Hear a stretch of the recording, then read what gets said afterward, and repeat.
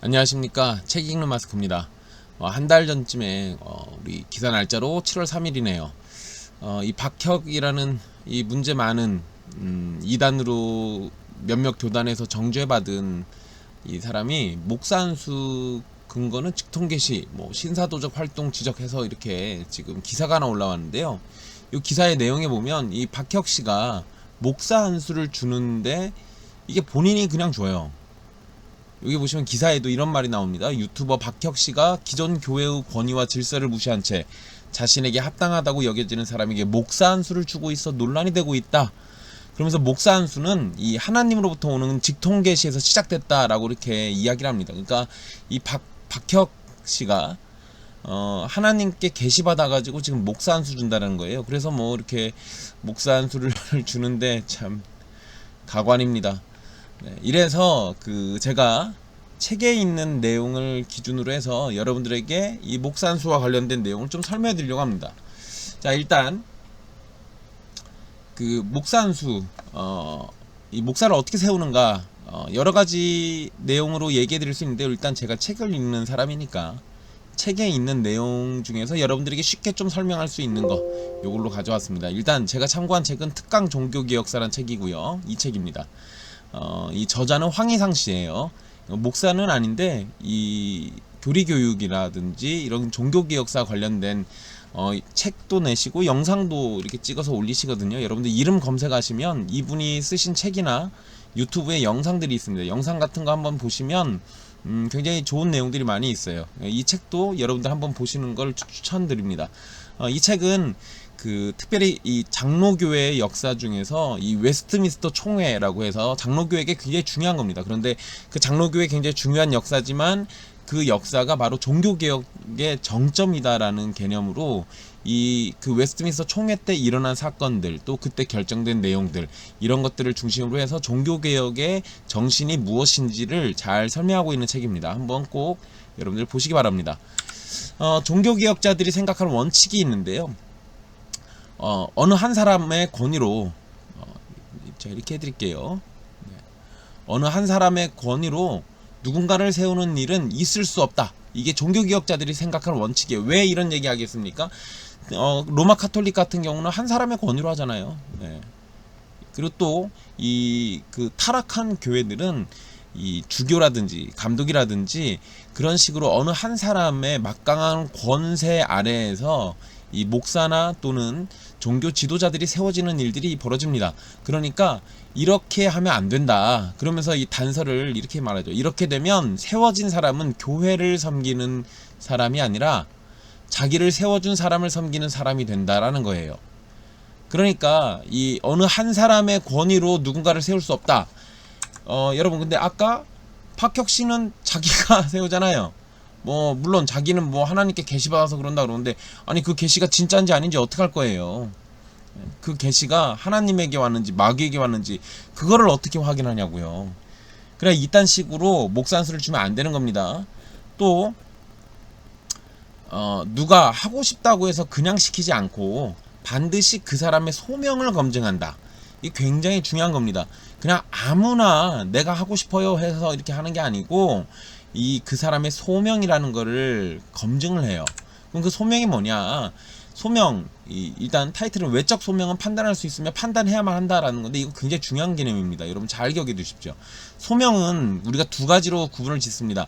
일단 여러분, 이거는 구원으로의 소명이 아니라 이 직분으로의 소명을 얘기하는 거예요. 그러니까 목사가 되는 데 있어서 이 두 가지 소명이 있는 사람을 목사로 세우는 건데요. 일단 먼저 내적 소명, 이 부르심을 주관적으로 확신하는 겁니다. 그러니까 이런 거죠. 내가 내 스스로 나는 아무래도 하나님께서 나를 목사로 부르신 것 같아, 이런 소명이 생겨요.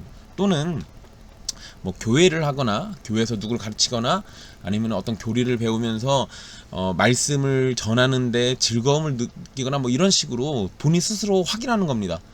또 일단 이 내적 소명에서 또 본인이 내가 실력을 갖춘 것 같은데, 또는 하나님께서 나를 이렇게 목회자로 부르셔가지고 교회를 섬기도록 하신 것 같아, 또는 본인이 성도들을 돌보고 가르치는 일을 굉장히 즐거워한다든지, 이러면 내적 소명이 있다라고 생각할 수 있어요. 그런데 여러분, 이거는 내가 나 혼자서 하는 거기 때문에 주관적이잖아요. 그 내가 착각하는 걸 수도 있어요. 이런 재미나게도 이 착각하고 신학교 온 사람들 굉장히 많습니다. 제가 신학교를 다니면서 제가 본의 아니게 신학교를 몇 군데 다녔어요. 근데 그 신학교를 다니면서 여러 학생들을 만났었는데, 이 학생들이 저마다 하나님이 자기를 불렀다라고 이야기하고 확신하는 사람들이 많습니다. 그런데 하나님 안 부르셨는데 온 것 같은 사람들도 굉장히 많아요. 어떤 사람들은 이 사기치는 사람들도 있었어요. 그래서 뭐 자기 하나님이 뭐 계시로 이렇게 뭐 저 박혁씨처럼 계시로 하나님이 자기를 불렀다, 그래서 나는 이 내적 소명을 따라서 목사가 되려고 왔다, 이렇게 얘기해놓고 신학교 다니고 있는데 목사인 척 밖에 나서 행세하고 이런 사람들이 있어요. 여러분 잘 생각해 보세요. 하나님이 목사로 부르셨다라면 그가 거짓의 영에 사로잡히는 게 말이 됩니까? 안 되잖아요. 그러니까 하나님께서 부르셔서 왔다, 그런 개념을 가지고 있는데 그런 개념을 또 거짓말과 함께 사용하고 있다, 이건 말이 안 되는 겁니다. 어쨌든 내적 소명은 주관적이기 때문에 이거는 외적 소명으로 반드시 확인받아야 합니다. 이게 뭐냐면 여러분 이런 거예요. 예를 들어서요, 어떤 사람이 나는 성경을 참 잘 가르치는 것 같아 라고 스스로 생각을 했어요. 그런데 다른 사람들도 저 사람은 성경 참 잘 가르쳐, 이렇게 이해하면 외적 소명이 있는 거고, 다른 사람들이 볼 때는 아니 왜 성경을 저 따위로 가르치지? 아니면 제가 가르치면 너무 졸려, 아니면 쟤는 내용이 너무 이상한 것 같아, 이렇게 반응을 보이면 소명이 없는 걸 수도 있죠. 그러니까 내가 나 혼자서 착각하는 걸 수도 있어요. 여러분 뭐 음치들을 비하하는 건 아니지만 제 친구 중에 음치인 친구가 있는데, 이 친구는 본인이 노래를 굉장히 잘한다고 생각해요. 물론 다른 사람들이 노래를 부르면 자기보다 더 잘 부르는 거 알고 있습니다. 그러면서도 동시에 자기는 노래를 전혀 못하지 않는다라고 생각을 해요. 아니 그건 뭐 본인만의 착각이니까 그럴 수 있죠. 그렇지만 다른 사람들이 느끼기에는 그게 아니라고 느낄 수도 있잖아요. 근데 여러 사람들이 반복적으로 동일한 얘기를 한다라고 하면 거기에는 객관성이라는 게 따라오게 됩니다. 그러니까 이 외적 소명은 이렇게 타인들에 의해 객관적으로 확인하는 이런 절차가 필요한 거예요. 여러분, 근데 이 외적 소명을 그러면 누가 확인하냐, 어떻게 확인하냐 라고 하는데, 여러분 이미 교회들은 이 외적 소명을 형식적으로나마 확인하고 있습니다. 그 대표적인 게 바로 청빙이에요. 그래서 개별 교회에서 일정한 절차를 거쳐서 노회에 목회자를 보내달라고 요청하는 일인데, 이 개별 교회에서 외적 소명을 어떻게 확인하냐, 일단 여러분 우리가 목사님을 청빙한다라고 할 때 개별 교회에서 일단 누가 먼저 회의를 합니까? 당회가 먼저 회의를 합니다. 그죠? 당회, 그 목사 장로님들 모여가지고 회의를 해요. 그리고 이 당회에서 어느 정도 가닥이 잡히면 여기에서 공동의회라고 해서 우리 세례교인 이상, 교회에 그 회원으로 가입돼 있는 세례교인 이상의 성도들이 모여서 회의하는 공동의회라는 곳으로 그 안건을 올려요. 그래서 공동의회에서 이런 분이 있다, 이분을 청빙하려고 한다, 그래서 가하냐 부하냐 해서 투표를 하잖아요. 그게 다 이 청빙 절차에 해당되는 겁니다. 그러니까 개별 교회는 이런 식으로 이미 확인을 하고 있었다라는 거. 그러니까 우리는 외적 소명이라는 거를 이미 확인하고 있는 거예요. 근데 박혁 씨는 아까 이런 외적 소명을 확인하지 않고 본인이 그냥 게시받아 가지고 한다고 그러잖아요. 이러면 안 된다고요. 이거 엉망진창이에요. 이런 건 있을 수 없습니다.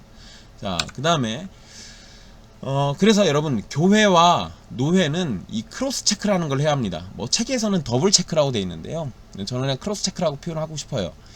교회는 회중의 투표로 일단 확인합니다. 이거 어떻게 하냐면 여러분 이렇게 하시는 거예요. 목사를 청빙할 때 뭐 그냥 우리 청빙하지 않잖아요. 일반적인 교회들은 목사님의 후보생, 그러니까 목사로 청빙받을 그 후보들을 모셔다가 설교를 시키는 경우들이 많습니다.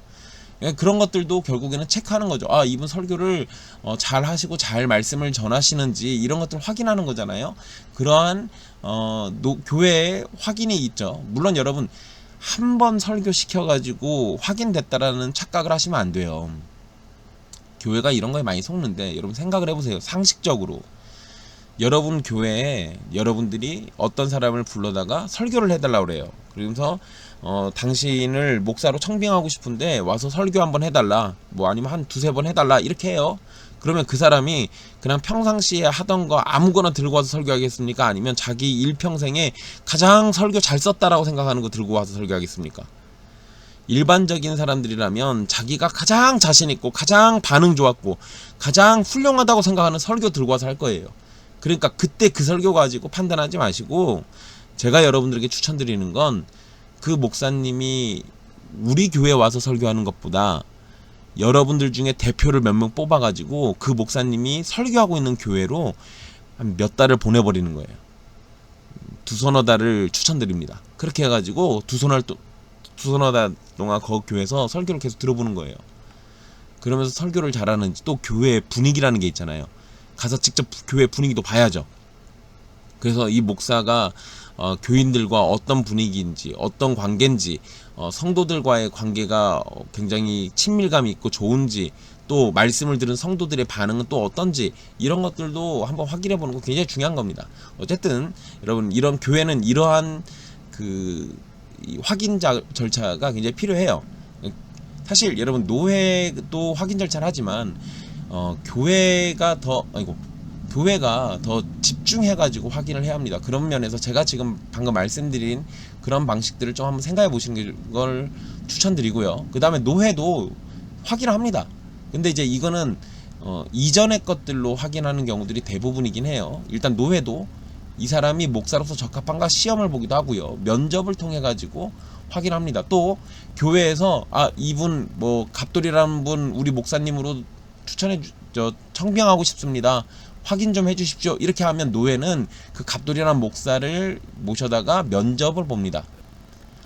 그래서 그 정치부라는 데가 있어요. 그 정치부라는 부서에서 그 목사를 식사 자리든 어느 자리에 불러가지고 간단하게 이야기하고 이런 확인 절차, 이런 청빙에 대한 얘기들 하고 이런 것들을 해요. 근데 보통은 그거는 아는 사이들이기 때문에 많이 생략합니다.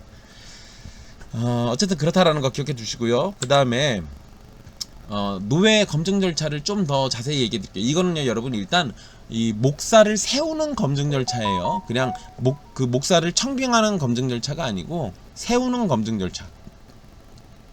그러니까 이런 절차를 통해 가지고 목사 안수를 줬기 때문에 이렇게 하는 거다. 그러니까 목사로 우리가 인정하고 우리가 안심하고 청빙할 수 있다. 이런 식의 이제 그 생각들을 하는 거거든요. 그러니까 노회의 목사 그 안수 검증 절차 이런 것들에 대해서는 여러분들이 좀 생각을 해두실 필요가 있어요. 그러니까 박혁 씨는 지금 이걸 다 건너뛴 거거든요.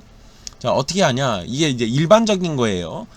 교회에서는 목회자 후보생을 추천합니다. 이게 그 교회에서 이제 약간 좀 다르긴 한데요. 네, 일단 현실은 이따 얘기 드리고, 일반적이라면 교회에서 저 사람 목사가 되면 참 좋겠어. 그러면 그 사람의 의사도 물어보고, 또 교인들이 저 사람이 목사면 참 좋겠다, 이런 의견들이 있으면 당회가 그걸 확인해 봐요. 그래서 이 사람의 실력, 믿음, 또 목사가 될 만한 자질과 성품을 가지고 있는지 이런 것들을 확인해 보는 겁니다. 그리고 이제 확인이 됐으면 노회에서 면접을 해요. 일단 노회에서 다시 한번 또 면접해 봐요. 그러니까 같은 교회는 그냥 팔이 안으로 굽는 거니까 좋은 게 좋은 거다 식으로 넘어갈 수도 있거든요. 그러니까 노회에서 꼼꼼하게 잘 확인하고 면접한 후에, 그리고 신학교로 그 신학 교육을 받으라고 위탁을 보내는 겁니다. 그래서 그러니까 원래 이거는요, 노회나 교회가 해야 돼요, 이 신학교육은. 그런데 노회나 교회가 신학교육을 할 수가 없기 때문에 우리가 검증된 신학교, 또 우수한 그 교수들이 있는 신학교로 보내서 그 신학교육을 위탁하는 거예요. 그리고 신학교에서 이제 그 모든 절차 과정이 끝나면 신학교 졸업을 하잖아요. 근데 이제 제가 그냥 신학교라고 써놨는데, 신학교 4년에 보통 대학원 3년까지 합니다. 어떤 데는 2년인 데도 있어요. 그런데 보통 3년이에요. 그러면 최소 신학교에서만 7년을 보내요. 7년. 7년. 그래서 신학교 7년 동안의 공부를 하고 난 다음에 노회에서 시험을 봅니다. 근데 이제 보통은 이걸 강도사고시라고 해요. 이거 이제 강도사고시는 총회에서 보는데, 노회에서 이 시험도 위탁하는 거예요, 총회에다가. 이제 어떤 교단은 목사고시라고 하는 데도 있어요. 그냥 강도사고시가 없이 그냥 바로 목사고시로 보는 사람들도 있는데, 그런 교단들도 있다는 건 참고해 두시고, 일반적인 장로교회 같은 경우는 강도사고시라는 걸 봅니다. 그리고 이제 시험을 통과하고 나면 노회 소속의 교회에 청빙되는 거예요. 그러니까 강도사고시든 목사고시든 시험을 통과하고 나면 아, 이 사람은 설교할 수 있는 그러한 실력을 갖췄구나라는 거를 이 총회나 노회가 인정해 주는 겁니다. 그래서 그런 사람들에게 목사 안수를 주는 거예요. 그러니까 요 사이에 안수가 생략되어 있는 건데 이 시험을 보고 안수하는 겁니다. 그냥 아무나 안수 주는 거 아니에요. 이렇게 해가지고 목사로 청빙되고, 뭐 제일 좋은 건 처음 추천했던 교회로 청빙돼서 가는 것이 제일 이상적입니다. 이게 뭔 이야기냐면요, 여러분 이렇게 하시는 게 사실은 제일 좋죠. 그게 뭐냐면 여러분들 교회 목사님의 나이를 생각을 해보세요. 그 목사님이 은퇴할 나이가 언제쯤인지 여러분들 알고 계셔야 돼요. 사실은 교회가. 그래서 목사님의 나이가 이제 한 10년 정도면은 은퇴하셔야 돼 이러면 여러분 그 사이에 신학교가 우리 다음 목사를 그 사이에 준비해야 돼요. 그래서 제일 좋은 건 교회 안에서 우리 교회의 목사가 될 만한 사람을 확인해 보는 겁니다. 찾는 거예요. 여러분 사실 바깥에서 누군지도 모르는 사람, 어떻게 컸는지도 모르는 사람, 어떻게 자라왔고 어느 부모 밑에서 신앙생활했고 어떻게 살아왔는지 전혀 모르는 사람을 신학교 졸업하고 노회에서 시험 봤다라는 이유로 우리가 안심하고 그냥 청빙하잖아요. 근데 이러다 보니까 여러 문제가 발생하거든요. 그래서 제일 좋은 건 우리 교회에서 젊은 학생들을 키워서 목사로 세우는 거예요. 그래서 여러분 교회에서 목사 후보생을 추천하는 요 일에서부터 다시 시작하는 건데, 그러니까 여러분들 교회에서 괜찮다, 실력 있다 이런 사람이 있으면 그런 사람을 목사 후보생으로 추천해가지고 이런 과정들을 쭉 밟고 난 다음에 이게 끝나고 나면 한 적어도 여러분 이러면 7년, 8년, 9년 돼요. 이러면 이게 다 끝나면 이 절차가. 그러니까 그냥 넉넉 잡고 10년 잡읍시다. 그러면 적어도 신학교 보내가지고 졸업해서 목사 안수 받는 이 과정까지 10년 정도의 시간이 소요되는데, 그 시간 동안 우리는 그 사람이 훌륭한 목사가 될 수 있도록 공부할 수 있는 환경을 만들어주고 키우는 거예요. 그렇게 키워서 그 사람이 우리 교회 목사가 되어야 하는 거죠.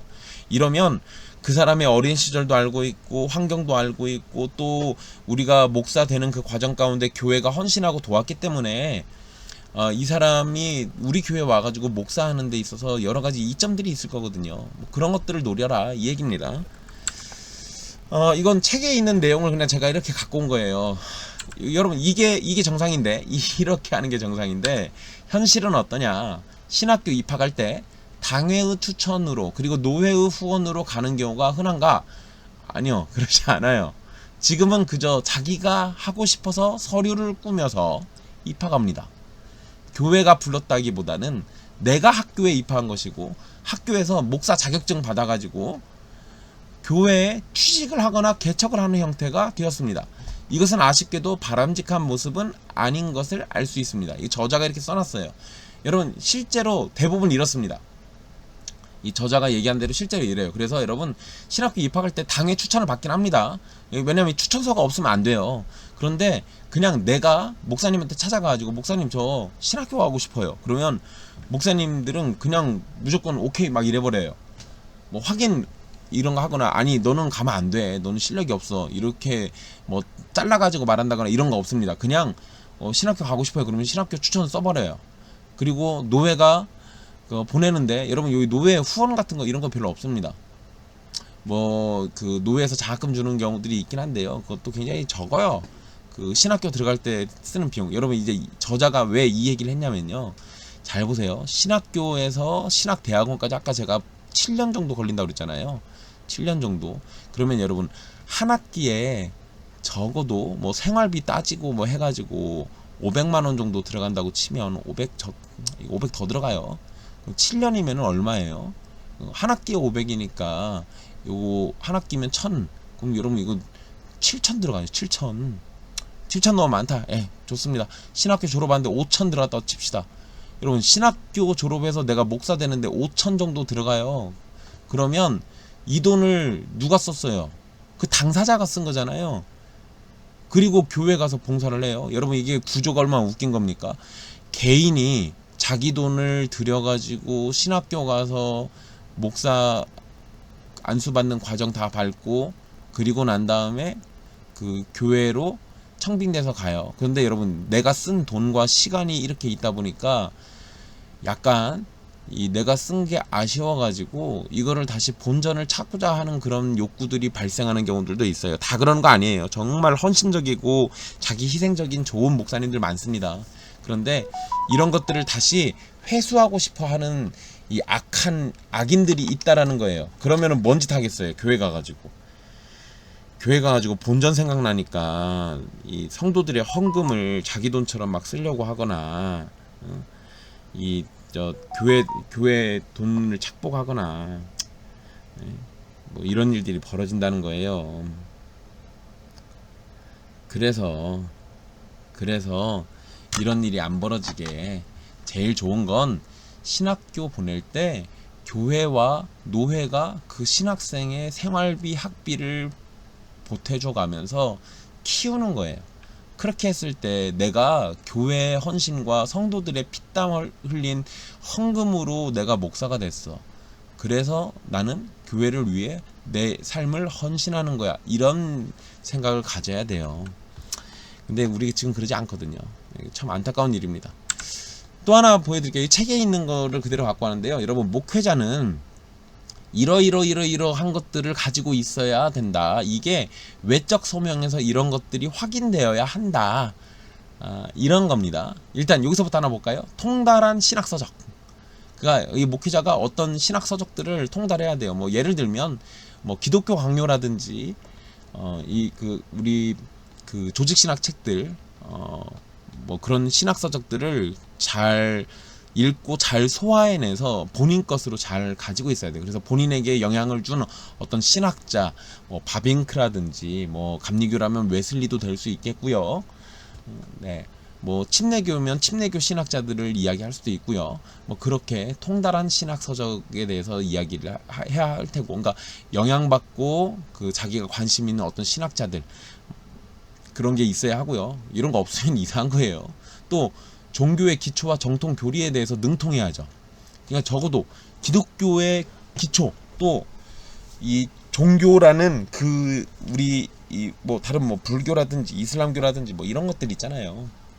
그런 것들에 대해서 기초는 다 알고 있어야죠. 그러면서 동시에 성경이 말하는 성경의 진리가 무엇인지 이런 거를 능통하게 잘 알고 있어야 돼요. 또 잘못된 견해에 대해서 대항하는 변호 능력이 있어야 합니다. 여러분, 이건 뭔 소리냐면 목회자는 이런 변호 능력을 가지고 있어야 하기 때문에 모든 목회자는 웬만한 이단들과 싸워서 다 이길 수 있어야 정상입니다.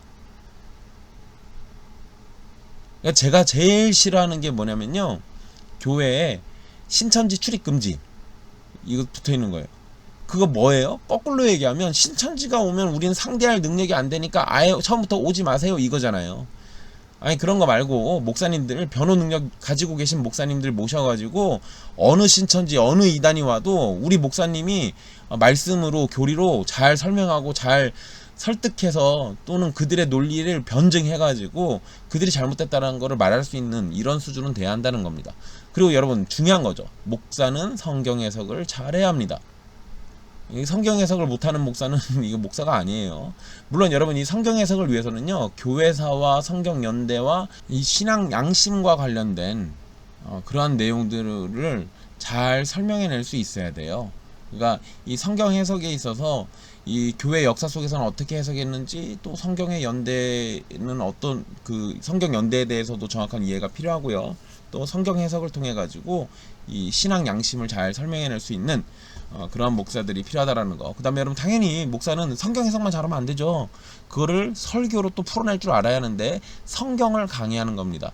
그냥 목사가 개인적인 이야기, 자기 경험 이야기만 쭉 늘어놓고 내려오는 게 아니라 하나님의 말씀을 잘 풀어서 설명해주고, 그것이 오늘날 우리에게 어떠한 의미가 있고 하나님께서는 그 말씀을 통해서 우리에게 어떠한 명령을 주시고 어떠한 말씀을 주시는지, 이런 것들을 잘 전달하는 게 필요하고요. 또 목사는 여러분, 논문을 요약할 줄도 알아야죠. 이 정도 실력은 가지고 있어야 돼요. 어떤 논문에도 잘 읽어가지고 잘 요약할 수 있어야죠. 또 자기 변증 능력이 있어야 합니다. 이건 뭐 아까 요구하고도 비슷해요. 네. 그래서 이 자기가 이야기한 거에 대해서 자기 스스로 변증할 줄 알아야죠. 그 다음에 여러분, 철학과 논리학도 굉장히 필요합니다. 이 철학이나 논리학을 무시하는 목사들은요, 엉뚱깽뚱하거나 아니면 굉장히 단편적이고 굉장히 그 그 유학적인 그런 말만 그냥 그런 말만 해요. 예, 논리가 없으니까, 철학도 없으니까. 그 다음에 여러분 당연히 이 언어에 능통해야 하는데 뭐 이 당시에는 라틴어, 헬라어, 히브리어 이 세 가지를 다 할 줄 알았어야 했습니다. 여러분 이게 어떤 기준이냐면요. 지금 여기에서 언급된 거는 웨스트민스터 교회 정치라는 게 있어요. 정치 모범이라는 그 책자가 있는데 이거 장로교 기준으로 이러한 그 목사는 이래야 한다라고 해가지고 이렇게 써놓은 건데요. 여러분 이제 재밌는 건 당연히 어학을 잘해야 돼요. 어학을 잘해야 하는데 헬라어나 라틴어, 히브리어 이걸 잘해야 하는데 이게 안 되는 경우, 그러니까 이런 어학이 잘 안 되는 경우에는 그 요 논리학과 철학이라도 튼튼해가지고 어학은 안 되더라도 이런 걸로 뒷받침할 수 있어야 한다라고 이야기를 합니다. 그러니까 뭐 모두가 다 히브리어 헬라어를 잘해야 한다 이렇게까지 볼 필요는 없어요. 뭐 물론 어느 정도 기본은 해야죠. 그리고 여러분 요즘은요 그 기술이 많이 발전해 가지고요 히브리어 헬라어 성경을 보고 연구하는데 도움되는 프로그램들도 많고 이런 도움되는 책들도 많습니다. 그러니까 목사가 헬라어나 히브리어를 완전히 못하더라도 그런 것들로 스스로 학습할 수 있을 정도의 수준은 돼야죠. 그러면 이 목사로서의 자질을 가지고 있다라고 우리가 이렇게 볼 수 있는 거예요. 여러분 이거는요 뭐 장로교회에서 기준해가지고 나온 거긴 하지만 사실 이게 장로교만의 문제는 아니에요. 이거는 어느 교단이든 이 정도 수준은 다 가지고 있어야 하는 겁니다.